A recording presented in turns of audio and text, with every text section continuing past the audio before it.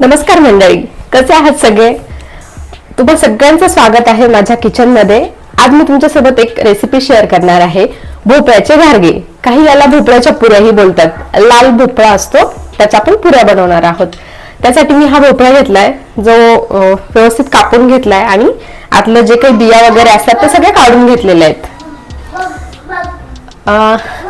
हा व्हिडिओ शेवटपर्यंत नक्की बघा. यामध्ये मी अशा पुऱ्या खूप छान खुसखुशीत होण्यासाठी काही टिप्स सांगितलेल्या आहेत, तर स्टे ट्यून. इथे मी लाल भोपळ्याचे व्यवस्थित तुकडे करून घेतलेत आणि त्याचं बाहेरचं जे कडक साल असतं ते व्यवस्थित काढून घेतलंय आणि त्याचे बारीक बारीक तुकडे करून घेतले. तुकड्यांऐवजी तुम्ही किसूनही घेऊ शकता, पण मी इथे तुकडे करून घेतले आहेत, मला ते सोयीस्कर वाटले. जर तुम्ही बाजारातून कापलेली फोड विकत आणली तर पाव किलो फोड इनफ आहे. इथे सगळे बारीक केलेले तुकडे मी एका कुकरमध्ये ठेवले आणि नंतर गूळ कापून घेतला. इथे मी साधारण 1 कप गूळ कापून घेतलाय आणि तो पण मी कापलेल्या भोपळ्यामध्ये मिक्स केला. यामध्ये ॲडिशनल पाणी घालण्याची अजिबात गरज नाही, कारण भोपळ्यामध्ये ऑलरेडी खूप जास्त पाण्याचं प्रमाण असतं आणि गुळालाही नंतर पाणी सुटतं. त्यानंतर कुकरला झाकण लावून घेतलं आणि गॅसवरती कुकर ठेवून साधारण 15 मिनिटे मंद आचेवर मी हे भोपळा शिजवून घेतला. 15 मिनिटानंतर गॅस बंद केला आणि कुकर थंड झाल्यानंतर बघितलं. तुम्ही बघू शकताय की भोपळा खूप छान शिजलेला आहे. त्यानंतर आपण पावभाजीसाठी जे मॅशर यूज करतो ते घ्यायचं आणि हे व्यवस्थित एकजीव करून घ्यायचं.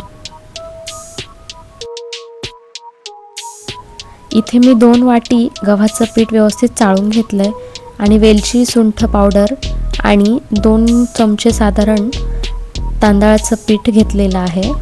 इथे मी गव्हाचं पीठ आणि तांदळाचं पीठ हे सगळं एकत्र करून घेतलंय आणि त्यामध्ये जे आपण शिजवलेलं आहे गूळ आणि भोपळा त्याचं मिश्रण यामध्ये टाकून घेतलंय.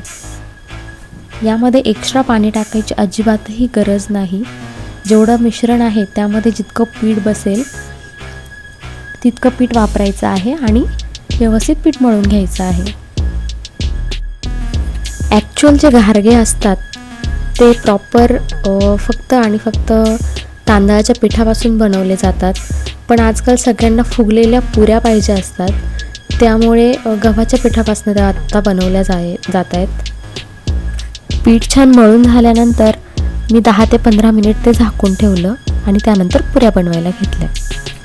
गव्हाच्या पिठापासून बनवलेले जे घारगे आहेत ते मस्त मऊ लुसलुशीत होतात आणि थोड्या वेळानंतर मऊ पडतात ते.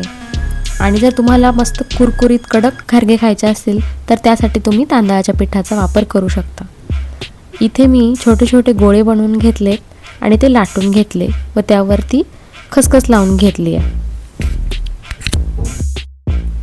असंच एक एक करून मी सगळ्या पुऱ्या लाटून घेतल्या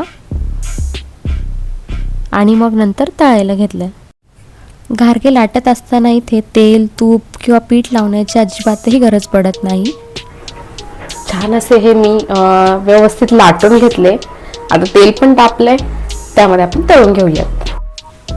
तेल खूप जास्त तर तापलं नाही हे चेक करण्यासाठी मी एक छोटासा गोळा टाकून बघितला, तर तेल हे व्यवस्थित मापात तापलेलं होतं. त्यानंतर मी ह्या पुऱ्या तळण्यासाठी सोडल्या.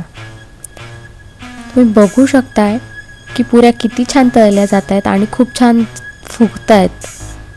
अशा प्रकारे व्यवस्थित दोन्ही बाजूने नीट तळून घ्यायच्या. हा पदार्थ गुळापासून बनलेला आहे आणि काय होतं ना, गुळापासून जे पदार्थ आपण बनवतो ते नेहमी कमी फ्लेमवरती, मीडियम फ्लेमवरती तळायचे असतात. नाहीतर काय होतं ना, गुळ असल्यामुळे लवकर तो पदार्थ रंग बदलतो आणि आतमध्ये तो पदार्थ कच्चा राहून जातो, व्यवस्थित तळला जात नाही. हे जे घारगे आहेत ते 5 ते 6 दिवस आरामात टिकतात. लहान मुलांना टिफिनला देण्यासाठी किंवा दुपारच्या वेळेत खायला देण्यासाठी अतिशय उत्तम पर्याय आहे हा. अशाच प्रकारच्या नवनवीन रेसिपी बघण्यासाठी आपल्या चॅनलला नक्की फॉलो करा, सबस्क्राईब करा आणि ही रेसिपी तुम्हाला कशी वाटली हे मला कमेंटमध्ये नक्की सांगा.